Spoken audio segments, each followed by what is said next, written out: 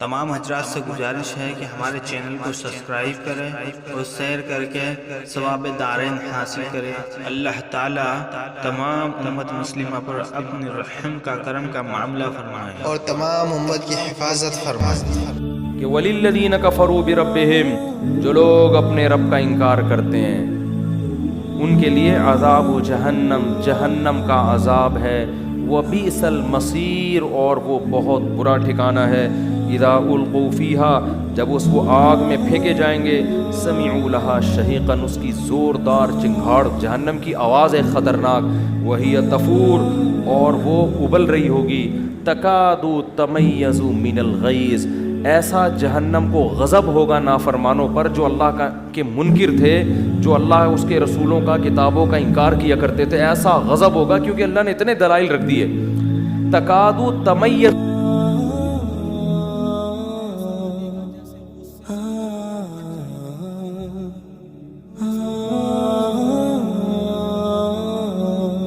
تو ایسا لگتا ہے یہ بھٹی کس کی حالت،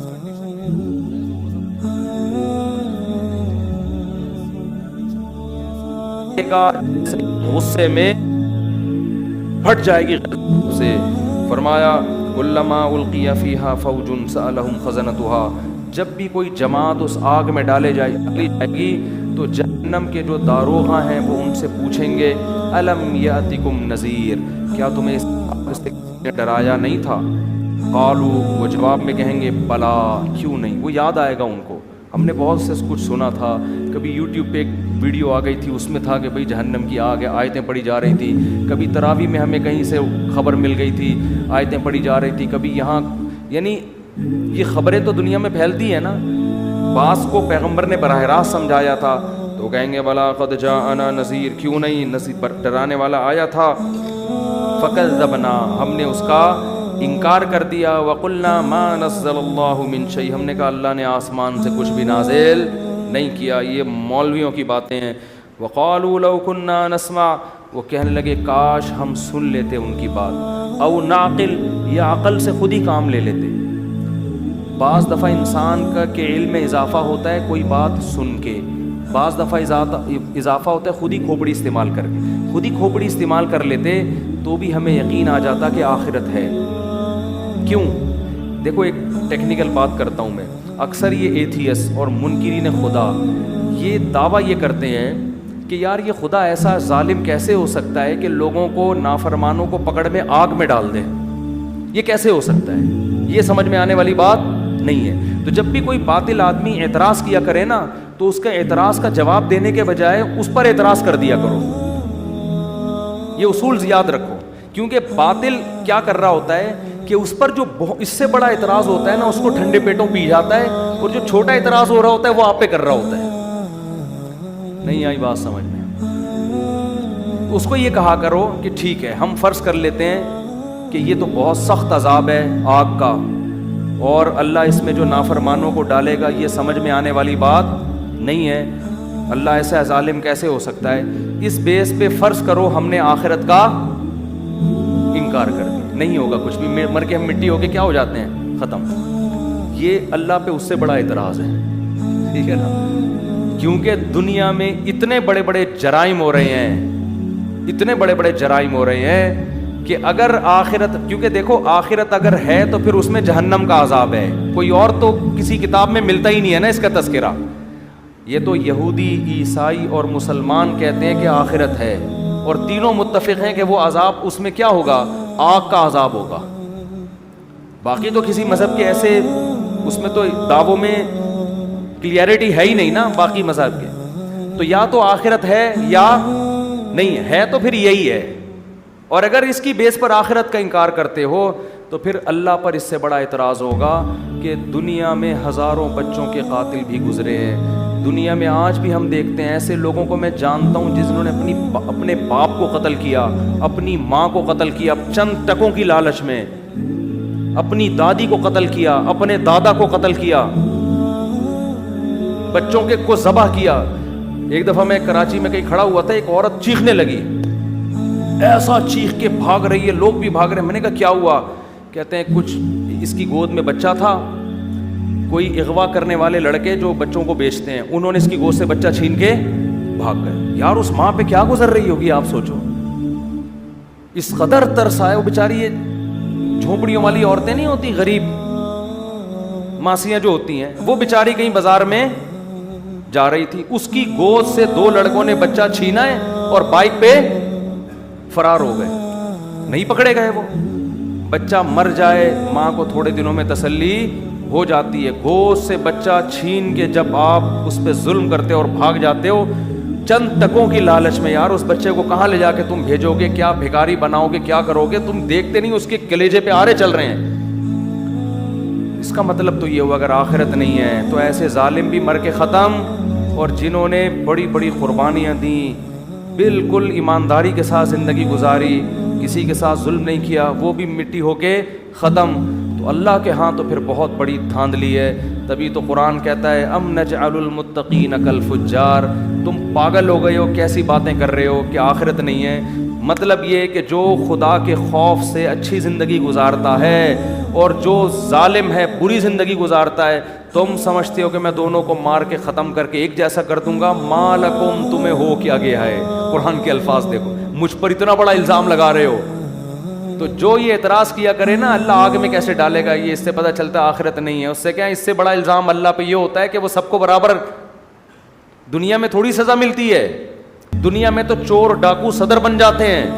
حقیقت ہے یہ, دنیا میں تو ایسا بھی کیس ہمارے سامنے آیا کہ ایک لڑکی نے گھر سے بھاگ کے شادی کی اور کیس باپ پہ ڈال کے, بیہودہ کیس کہ یہ مجھے یعنی غلط نظروں سے دیکھتا تھا, حالانکہ باپ پاک دامن تھا, اندر کس کو کر دیا, باپ. اس باپ پہ کیا قیامت گزرے گی یار, کہ ایک تو میری عزت کا جنازہ نکالا اور اوپر سے مجھے پہ الزام ڈال کے. جس باپ نے بچیوں کو گودوں میں پالا ہو, کتنی محبت دیتا ہے باپ.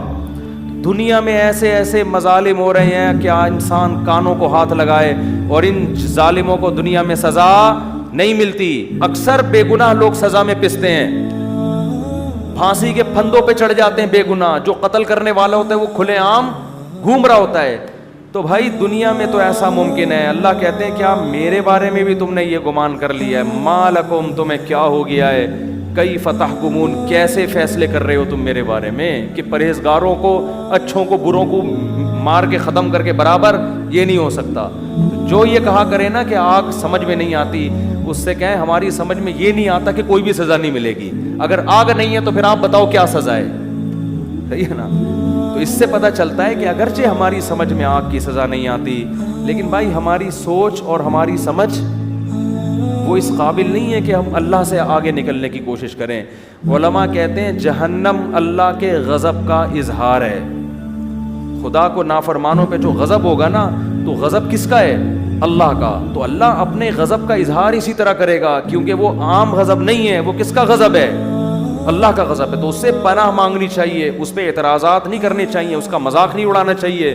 اس سے عقل مند لوگ پناہ مانگتے ہیں کہ اللہ ہمیں ایسے کاموں سے بچا جس کی وجہ سے جہنم کی آگ حلال ہوتی ہے, اسے پناہ مانگو اس سے. تو قرآن کیا کہہ رہا ہے, تکاد تمیز من الغیظ, قریب ہے کہ وہ غیظ و غضب سے پھٹ پڑے. اور جب بھی ان کے پاس کوئی جو لشکر ڈالا جائے گا تو جہنم کے داروغہ پوچھیں گے کیا ڈرانے والا نہیں آئے گا. آیا وہ کہتے ہیں کاش ہم سن لیتے یا عقل سے کام لیتے. عقل کا مطلب سمجھ میں آیا نا, کہ کیسے ہو سکتا ہے کہ اللہ کوئی سزا ہی نہ دے کسی کو. کاش ہم عقل سے کام لیتے. ما کننا فی اصحاب السعیر, تو آج اس بھڑکتی ہوئی آگ میں داخل نہ ہوتے. فاعترفوا بذنبہم, اللہ فرماتے ہیں دیکھو آج اپنے جرم کا انہوں نے اقرار کر لی. یہ دنیا میں کر لیتے تو فائدہ ہوتا. ان الذین یخشون ربہم بالغیب, لیکن فرمایا وہ لوگ جو اپنے رب کو بغیر دیکھے ڈرتے ہیں. ایتھیس کا سب سے بڑا اعتراض یہ ہوتا ہے کہ خدا نظر کیوں نہیں آتا, وہ آ کے بتاتا کیوں نہیں ہے کہ میں ہوں, وہ خاموش کیوں بیٹھا ہے. وہ خاموش نہیں بیٹھا, وہ خاموش بیٹھا ہوتا تو اتنی باتیں بولو نہ کر رہا ہوتا. وہ خاموش نہیں, ہاں نظر نہیں آئے گا, کیونکہ نظر آتا تو اسے بتانے کی باتیں کرنے کی ضرورت, بولتے کیوں نہیں, پھر ضرورت تھوڑی تھی.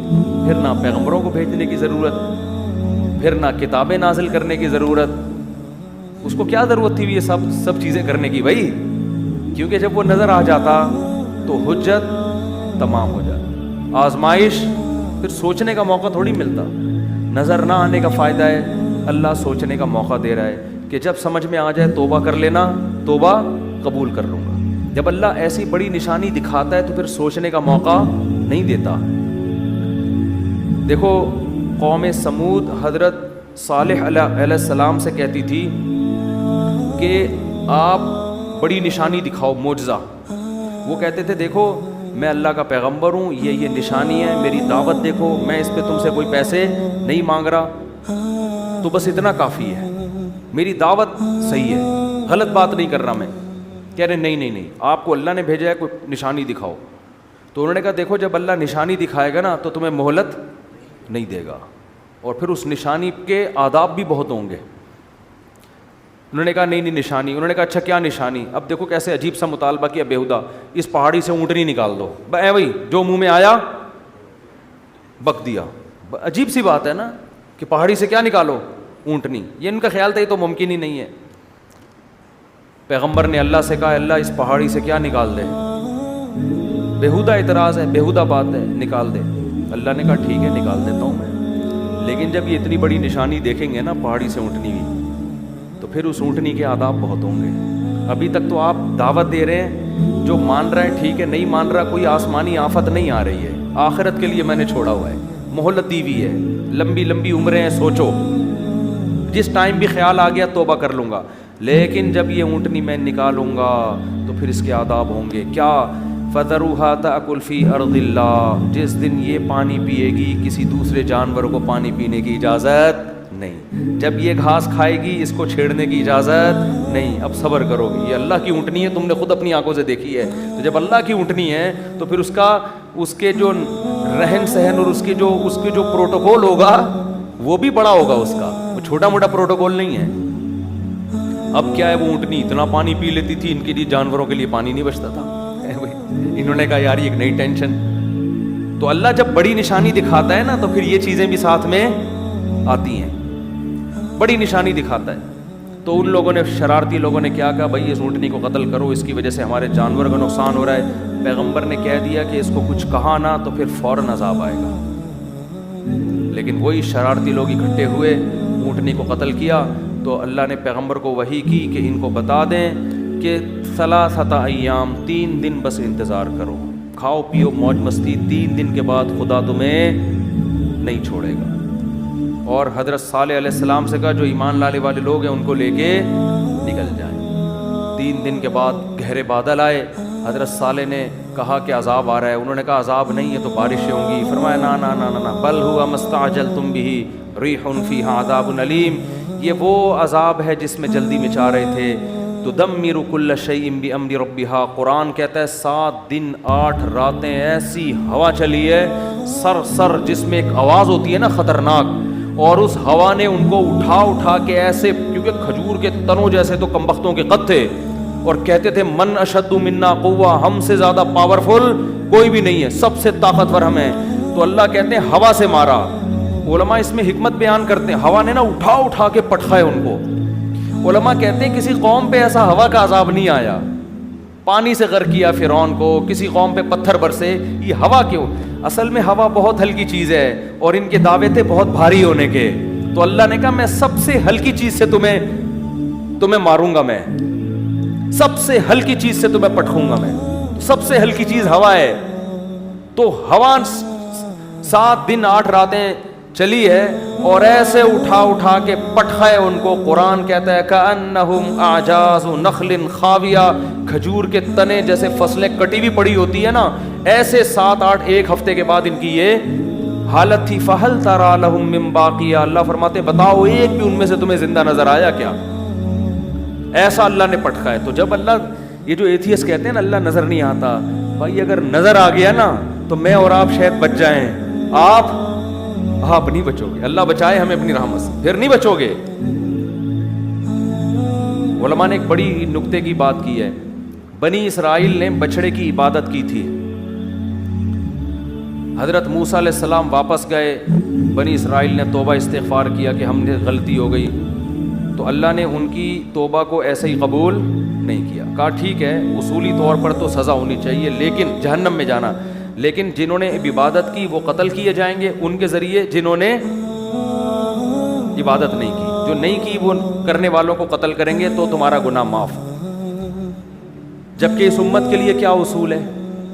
گناہ ہو گیا، چاہے بت پرستی کی، چاہے کچھ بھی ہوا، چپکے سے اللہ سے گڑ گڑا کے توبہ کرو، اللہ کیا کر دے گا؟ معاف. اللہ اس توبہ کے سچے ہونے کے ثبوت بولو نا نہیں مانگتا. بنی اسرائیل سے مانگا جا رہا ہے ثبوت کہ تم سچے دل سے کر رہے ہو، اگر کر رہے ہو تو اپنے آپ کو قتل کرواؤ پھر مانیں گے. جبکہ اس امت مسلمہ میں کیا ہے؟ بس اللہ کے سامنے گڑ گڑا لو. اللہ اس کے ثبوت نہیں مانگتا کہ تم اس توبہ میں کیا ہو سچے. اگر تمہاری نیت، دل کے حال تو اللہ جانتا ہے، دل میں نیت ہے کہ آئندہ نہیں کروں گا بس کافی ہے. کیوں علماء کہتے ہیں کہ اس امت پر جب قرآن نازل ہوا بہت سے لوگوں نے نہ جبریل کو دیکھا نہ اللہ کو دیکھا، مگر وہ پیغمبر کی بات پر انہوں نے یقین کیا. حتیٰ کہ پیغمبر نے یہ کہا نا میں مسجد اقصیٰ سے آسمانوں پہ گیا ہوں، صحابہ نے مان لیا کہ آپ کی زبان سے ہم نے جھوٹ کبھی نہیں سنا. غیب پر یقین. تو اللہ نے کہا تم جب مجھ پہ غیب پہ یقین کرتے ہو تو میں بھی تمہارے ساتھ توبہ میں وہی معاملہ کروں گا جو کیس پر ہوتا ہے؟ غیب پر. تم سے ثبوت بولو بھائی نہیں. بنی اسرائیل کم بختوں نے کیا کیا تھا؟ جب موسیٰ علیہ السلام کو تورات ملی ہے، بنی اسرائیل نے کہا ایسا یقین نہیں کریں گے جب تک اللہ کو اپنی آنکھوں سے دیکھ نہیں لیتے. اللہ نے کہا جب تک مجھے دیکھا نہیں تھا نا، یقین نہیں کر رہے تھے، تو میں بھی تمہاری توبہ کے سچے ہونے کے ثبوت جب تک دیکھ نہیں لوں گا اس وقت تک تمہاری توبہ قبول نہیں کروں گا. جیسے تم ہو ویسے ہی ہمارا بھی تمہارے ساتھ معاملہ ہے. تو جس کو اللہ جتنی بڑی نشانیاں دکھاتے ہیں اس کا معاملہ اتنا ہی کیا ہو جاتا ہے؟ مشکل. تبھی تو قرآن میں آتا ہے کہ جب سورج مغرب سے نکلے گا، حدیث میں آتا ہے، قرآن میں بھی اس کا تذکرہ اللہ نے کیا، اشارہ دیا، حدیث میں تفصیل ہے کہ ایک وقت ایسا آئے گا کہ اللہ سورج کو کہاں سے نکالیں گے؟ مغرب سے. اور وہ مغرب سے نکل کے جب زوال تک پہنچے گا تو دوبارہ مغرب میں ڈوب جائے گا. اب یہ بات اسلام کے علاوہ کوئی بھی نہیں کرتا. تو جب دنیا میں یہ نشانی ظاہر ہوگی تو اسلام کی حقانیت کا ایک بہت بڑا ثبوت دنیا کے پاس آ جائے گا، کیونکہ سائنس کی دنیا میں اس بات کا امکان 1% بھی نہیں ہے. کیونکہ سورج کا مغرب سے نکلنے کا مطلب کیا ہوا کہ زمین الٹی گھومے گی. اور سائنسدان کہتے ہیں الٹی گھومنا تو دور کی بات، زمین کی اسپیڈ میں تھوڑا سا فرق آ جائے نا تو ہم سارے جیسے ایک لٹو پہ گھوم رہا ہو اور وہ گاڑی میں اسپیڈ سے جا رہے ہوں اور بریک لگ جائے تو سارے کھڑکیوں سے باہر ہوں گے کہ نہیں ہوں گے؟ ہے بھائی. کار کی اتنی اسپیڈ نہیں ہے جتنی کس کی ہے؟ زمین کی. زمین اتنی اسپیڈ سے گھوم رہی ہے، یہ رک گئی تو ایسا نہیں ہوگا کہ ہم آرام سے یہاں بیٹھے رہیں. آپ سب اپنے سسرال پہنچ چکے ہوں گے اس میں یعنی ایسی جگہ جا چکے ہوں گے جہاں آپ کبھی بھی جانا نہیں جانتے. سالوں سے گلے مل رہے ہوں گے، سسر کے پاس آ کے بیٹھے ہوئے ہوں گے آپ. یعنی ایسی جگہ آپ کو زمین پہنچا دے گی جہاں آپ کبھی بھی جانا نہیں چاہتے. اور الٹا گھومنا شروع ہو جائے پھر تو بالکل ناممکن. لیکن اللہ کو ہر چیز کی قدرت ہے. حدیث میں آتا ہے سورج کہاں سے نکلے گا. لیکن یہ اتنی بڑی اسلام کی حقانیت کی نشانی دنیا اپنی آنکھوں سے دیکھے گی کہ اس کے بعد اسلام ماننے کے علاوہ کوئی آپشن، کوئی چارہ نہیں ہوگا. لیکن قرآن کیا کہہ رہا ہے؟ توبہ کا دروازہ بند کروں گا میں اس وقت لم تکن آمنت من قبل او کسبت فی ایمانها خیرا یوم یاتی بعض آیات ربک. کیا ہے آیت یار؟ یوم یاتی بعض آیات ربک لا ينفع نفسا ایمانها لم تکن آمنت من قبل او کسبت فی ایمانها خیرا. اللہ کہتے ہیں اس وقت کوئی کافر مسلمان ہوگا تو اس کا اسلام قبول نہیں، اور کوئی گنہگار مسلمان توبہ کرے گا تو اس کی توبہ قبول نہیں ہوگی. سمجھ میں آ رہی ہے بات کہ نہیں آ رہی؟ تو اس لیے غیب پہ معاملہ لکھا ہے. یہی دیکھو، اونٹ کو دیکھو، شہد کی مکھی کو دیکھو، سورج کا نکلنا دیکھو، چاند کو دیکھو. للشمس ينبغي لها ان تدرك القمر.